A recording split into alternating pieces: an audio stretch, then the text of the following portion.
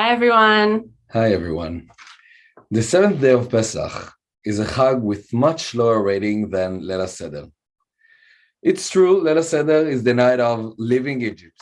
It's the night of Exodus. This is a night of family, excitement of redemption. It's games and questions for kids. But the seventh day of Pesach, it's big also. And what is it about? It's about splitting of the sea.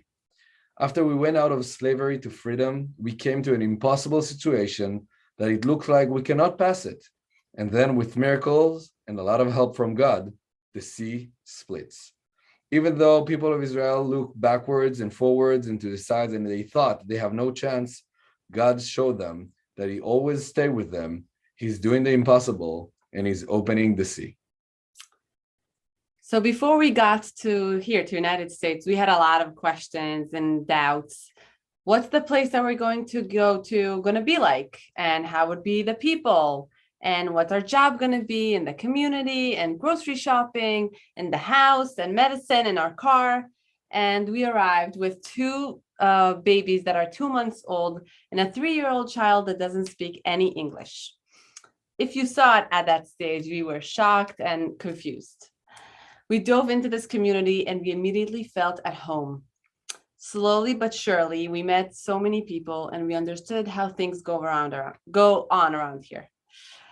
We learned the important magical words that are Amazon Prime, and we discovered that things we want could be left at our doorstep just a few hours after we thought of them. We discovered two huge grocery supermarkets and that are kosher and they have everything in them. And we even had an amazing pediatrician from the community walk to us as shul and said he's going to take care of our kids, and we were sure that that's going to be okay. And can you guess what's the thing that our family members envy us the most about living here in Baltimore? Well, it's the kosher Dunkin' Donuts, of course. Seriously, as time went by, we realized that our concern could be lift away from us, and we can be free to live our lives in its full. We realized that freedom in America, it's a very big value. It's such a big value that a lot of time it comes at the first place. If it's the way a person defines himself, the way he lives his life, the choice he's doing, or the most important, to be free, like the anthem says, in the land of the free. And this is what we all hope for ourselves, right? Even in the Tikva, the Israeli anthem, the hope, we basically says, this is our hope, lihiyot am chofshi ba'artzenu, to be a free nation in our own country. And it's looked like the world also is walking in direction of as much as more freedom and as much as less worries and limits. We see everywhere, you can choose and you're free to do as you wish. You more than welcome to do as much as you want. There is the freedom of expression, the freedom of movement, the freedom of religious, and well, the freedom of freedom. And we come to Pesach, the holiday of the freedom. We celebrate that freedom we got as people to leave Egypt, the holiday of leaving slavery to freedom, to liberty. This redemption of Pesach is the redemption of liberty as a nation, but also as people, as units. And each one of us can think to himself, what does it mean that's freedom in your own life? Living in Egypt is freedom from Paro, freedom from Egypt, freedom from slavery, freedom from difficulties. But now the important questions, what's the for that we went free to? For what we went through and what we want for ourselves when we get to that freedom. So if we ask ourselves, what is the purpose of being free? Well, the answer is probably the values that you choose to live by. Freedom, a real freedom, is deciding actually where you limit yourself, because freedom, we look at it as unlimited, but it's not unlimited. It's realizing that the boundaries and the limits that are important to make you a person that's full, that's whole, and could have an impact and movement in the world. Complete freedom means no values, no principles, no self-control. And putting limits and boundaries to yourself can actually set you free and allows you to live your life. There's a famous quote from Rabbi Yehuda Halevi that says, Avdei Hazman avdei avadim hem. The slaves of the time, they are slave of slaves. Eved Hashem ulevado chofshi. The slave of Hashem, he's the one that's free.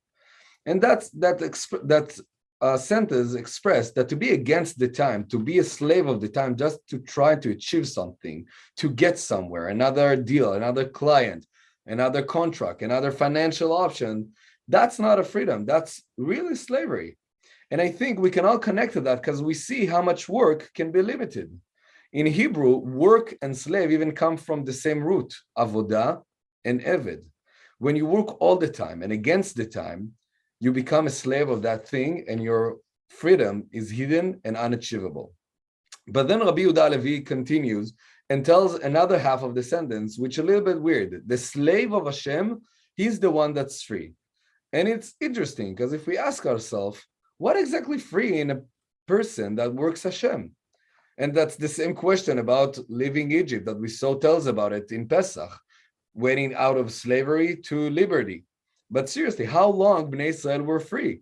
Just a few weeks later, they got the Torah and all the commandments and all the rules they need to keep as people.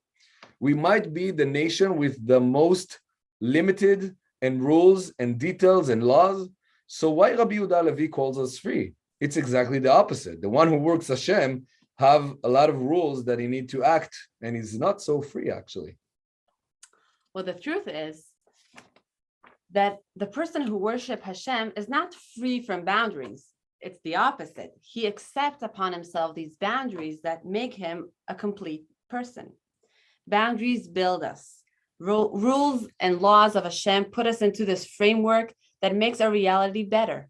Just like raising children, when you need boundaries, the test of the outcome shows that a child that grows within rules and boundaries learns to be self-confident, learns to act independently in the world, learns about his personal boundaries.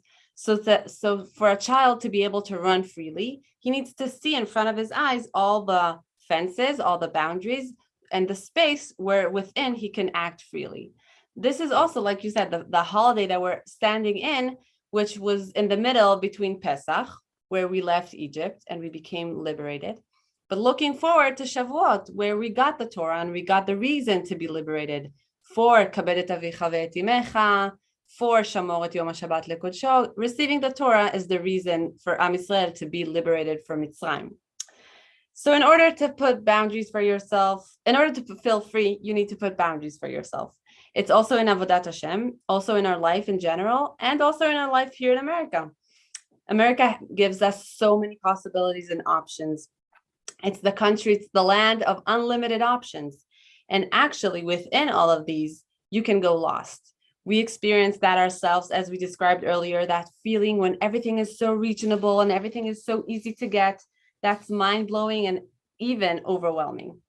And actually, in order to have boundaries for ourselves, we needed to narrow the things down. The psychiatrist Viktor Frankl, who was a Holocaust survivor and saw the difficult times in Auschwitz, said several times that the thing that gave him the hope in Auschwitz was imagining himself lecture in front of students about the experience he had. And the days after that, he survived the Holocaust and he wrote the book Men's Search for Meaning, Seek for Meaning. And after the Holocaust, he lived here in America, in the United States. And he said something interesting. He said that the United States won't survive if it had only the Statue of Liberty. That's not enough.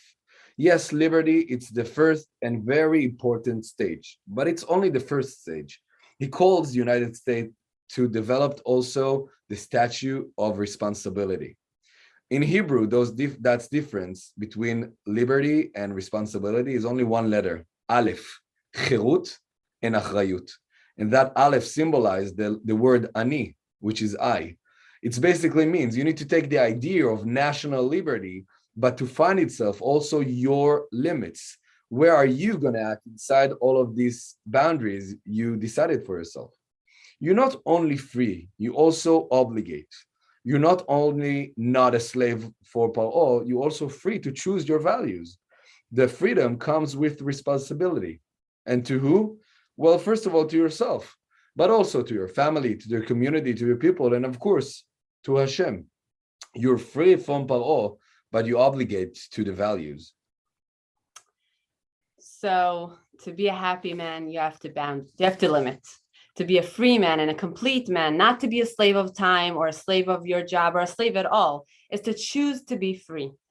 To be a free man is to limit your time on social media in order to consume only the content that's actually good and right for you. To be a free man is to turn off the TV when there's bad news on the TV and only listen to good news. To be a free man is not to read gossip, even if everybody's talking about someone or something. To be a free man is to tell your employee that you have a spouse and children and you can't work around the clock. And before you said that to your employee, to say that to yourself. To be a free man is the ability to stay silent and not respond, even though you know you're right. To be a free man is the ability to work hard to find a good spot or a good thing, even in hard times. After 8 months here in Bet Tefillah, we can afford to ourselves to say from the side that this amazing community of which we are now a part is exactly what Rabbi Yehuda Halevi meant in his words. A community that sees a clear framework within which all together worship God, but the work of God is one that allows everyone to be free in the way they choose to do it.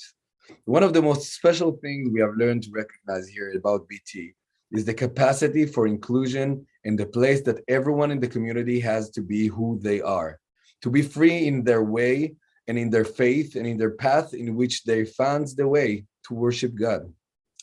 So yeah, it's been 8 months since we got here.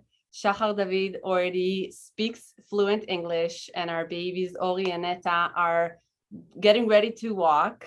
And so have we learned the language of this place and learned to walk within its streets. And I don't mean this only literally. And that is what we need to thank each and every one of you and to say a huge thank you. We are so happy to be a part of this community here, to call this place our home away from home. We wish you all to find your personal freedom and to make the right choices for you. Thank you, everyone. Chag Sameach, everyone. Thank you.